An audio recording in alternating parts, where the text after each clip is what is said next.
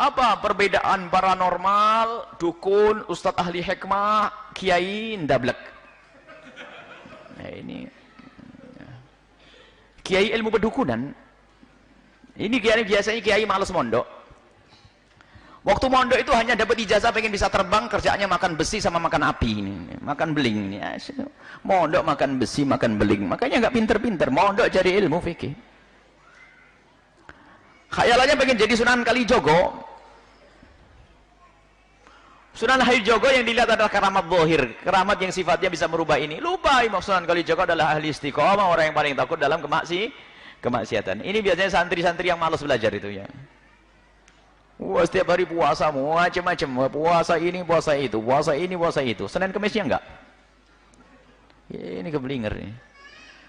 Rupanya gurunya yang ngajari. Ilmu hikmah itu maknanya adalah ilmu hikmah. Kalau hikmah itu artinya ilmu. Hikmah itu sendiri kan artinya ilmu. Cuman kita tidak ingin kalimatu haqqin urida bihal batil. Judulnya ilmu hikmah tapi di dalamnya ilmu pedukunan. Ini kan jadi salah. Salma ilmu ramal. Orang ilmu hikmah itu biasanya ada di dalam. Kita menemukan orang-orang soleh dia punya ilmu hikmah. Ilmu hikmah itu adalah ilmu yang sudah menempel di dalam diri orang tersebut. Misalnya apa? Dia ngasih doa, ngasih ini, mudah terkabul. Dia diajari yang aneh-aneh sudah nggak usah bilang. Nah, ini sekarang ruqyah yang katanya ruqyah syariah. Ruqyah itu kan syariah aslinya. Karena Nabi mengajarkan ruqyah untuk baca surat Al-Fatihah dan lainnya. Ada ruqyah syariah membaca Al-Fatihah untuk obat. Ruqyah. Fa innaha la ruqyah. Tentang kisah seorang sahabat Nabi yang membacakan seorang ketua kabilah yang sakit dibacakan Fatihah.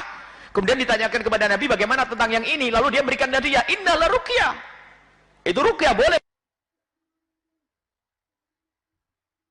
Kau ambil imbalannya.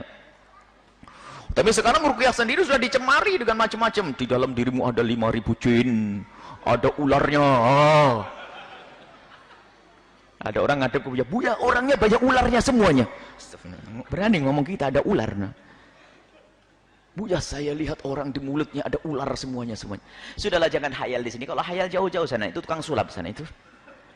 Ya, awas kalau ruqyah sederhana. Kalau ruqyah ahli hikmah itu datang akan tampak di wajahnya kekhusyuan, rasa takut kepada Allah dan tidak mengajarkan cuci yang baik, tidak mengajarin suudzon. Akan tapi menguatkan hatinya itu ahli hikmah.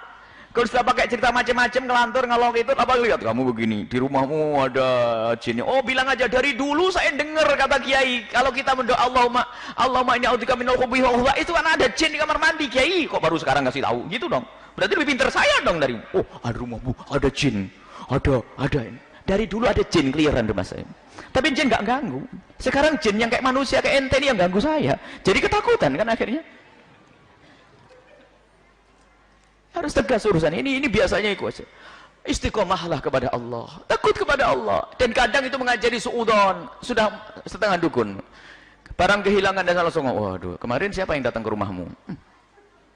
Bismillahirrahmanirrahim. Allahumma sholli ala sayyidina Muhammad. Ada orang ke rumahmu kemarin? Oh ya tentu ada kan.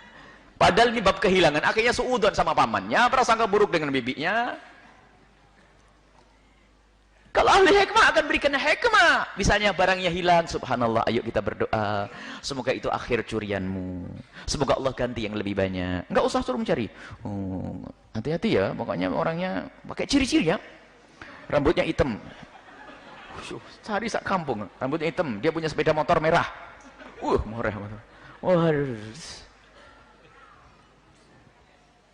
Dan kadang-kadang memang mereka cerdas. Cerdas mereka, kadang cerdas. Jujur cerdasnya ini kalau nipu hebat. Ada polisi datang ke seorang dukun paranormal yang ke ustadz ini. Ada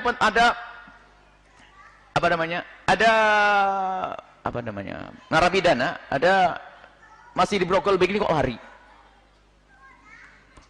Langsung dia jawab. Polisi belum jauh nih, masih di sini, sekitar sini. Betul digubek setelah itu ya ketemu ya jelas loh pakai brogol kalau kelihatan naik mobil kan ketahuan apalagi pada situ ini cerdas saja karena pakai brogol tidak jauh masih sekitar sini bener. Oh ya pintar hati-hati semakin cerdas ilmu pedukunan apalagi pakai label ustadz hati-hati ilmu hikmah adalah memberikan ijazah yang baik doa-doa yang baik Sampai kami sering menjimat sendiri bukan sesuatu yang haram. Karena Sayyidina Abdullah bin Umar juga pernah membuatkan jimat tulisan ayat Al-Quran dikalungkan di anak-anak kecil. Agar terhindar dari gangguan setan. Jadi jimat tidak ada. Akan tapi sarannya tidak boleh meyakini bahasanya kekuatan ada di tulisan itu. Tapi kekuatan dari Allah. Tapi ini digunakan untuk anak kecil yang sudah tua baca wirid, baca zikir, bukan kalungan jimat. Baca zikirnya, baca berapa kali dijaga oleh Allah pakai kalungan, jimatnya sak tas, duit 1 tas baru buat sedekah, jimat 1 tas.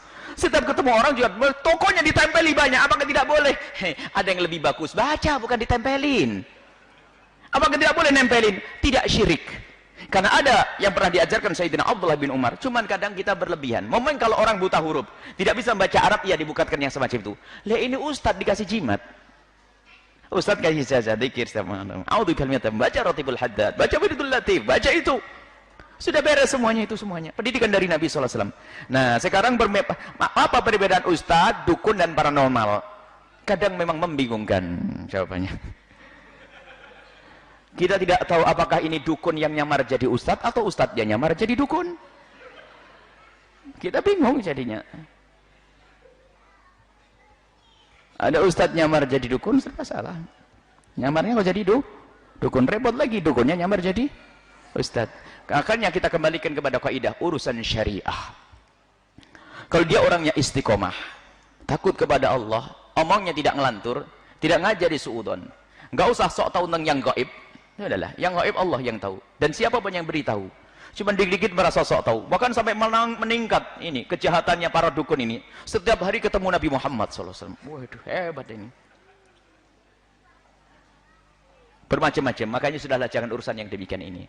Urusan dengan amalkan dengan amal dohir ini, lakukan syariat yang benar. Ya, kalau memang agar tidak diganggu sama pencuri, ya ada.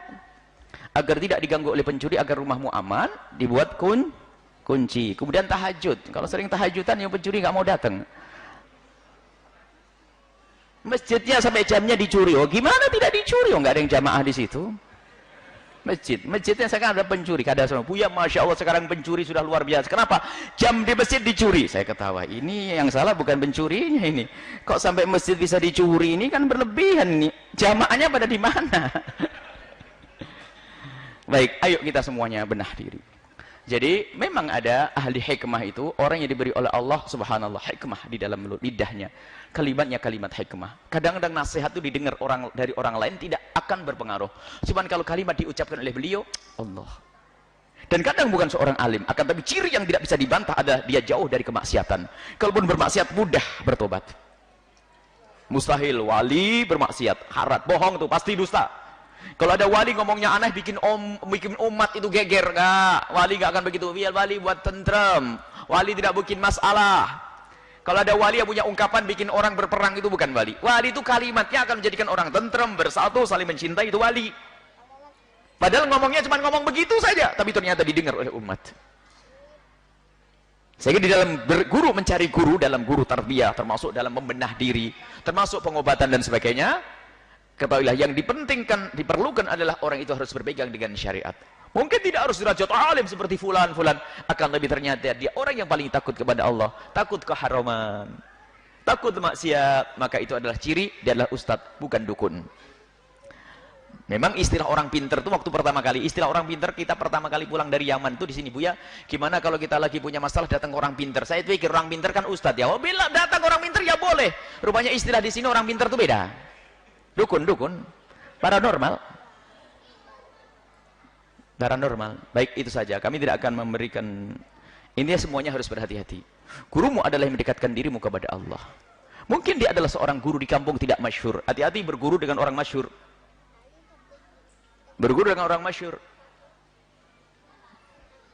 Tapi orang mastur itu yang susah. Kadang-kadang kita berguru dengan orang mastur, ngaji dengan kiai di kampung kita ada sombongnya. Karena saya sudah berguru dengan orang masyhur, fitnah kan? Orang masyhur yang terkenal di sana sini. Hati-hati. Dan mungkin orang masyhur itu adalah benar-benar karena Allah dan dia orang baik, akan tapi karena sombongnya dengan orang masyhur menjadikan kita sombong, sehingga meremehkan kiai kampung yang mengajari asyhadu Allah kita, yang mengajari syahadat kita, mengajari sholat kita, yang di saat ibu kita sakit dia yang repot. Awas, sombong dengan orang kampung kita. Sudahlah, biarpun orang kampung kerjanya di sawah, tapi kiai itu kalau soleh, tulus, itulah kekasih Allah yang tersembunyi di balik masyarakat kita. Ini saja insya Allah. Semoga Allah menjauhkan kita dari terjerumus, menjauhkan kita dari salah memilih guru. Jangan percaya dengan bualan orang yang sok tahu. Oh, di dalam dirimu begini, ini. Itu kan jadi ramalan bintang nanti itu. Peramal itu namanya, sudahlah. Tidak usah dipercaya demikian itu. Kasyaf, ahli kasyaf harus ahli syariat. Dan kasyaf tidak setiap saat. Kasyaf itu dibukakan oleh Allah. Dan para waliullah yang sudah sampai derajat kasyaf bisa melihat keadaan orang itu nangis di malam harinya. Ya Allah, tutup, saya tidak pengen itu semua, capek saya ngelihat ini berzina, ngelihat ini begini, nangis. Loh, kok sekarang kok kasyaf itu jadi kebanggaan para wali katanya? Enggak, wali itu menangis kalau punya ilmu kasyaf. Kasyaf itu dibukakan. Sementara kita diajarkan, ya Allah, tutup aib orang lain dari mata saya. Saya tidak pengen lihat kekurangan seorang pun, biar saya bisa khusnudan. Lah kok dibuka oleh Allah, nangis para kekasih Allah itu. Lah ini ada orang sok ngaku tahu, kamu ini, enak benar. Para waliullah yang derajat kasyaf itu menangis. Biarpun tidak tampak di hadapan kita, tapi di belakang sana menangis, ya Allah, tutup ya Allah. Saya nggak kuat. Ada orang minuman keras, ada orang berzina di malam hari, saya melihatnya. Capek. Aku minta, ya Allah, tutup aib orang lain dari mata kami, ya Allah, agar aku bisa berprasangka baik kepada siapapun. Waliullah kerjaannya prasangka baik. Makanya jangan sok kasyaf tahu ini pasti hayal tuh. Kalau orang bangga dengan begitu berarti bukan kiai yang sesungguhnya.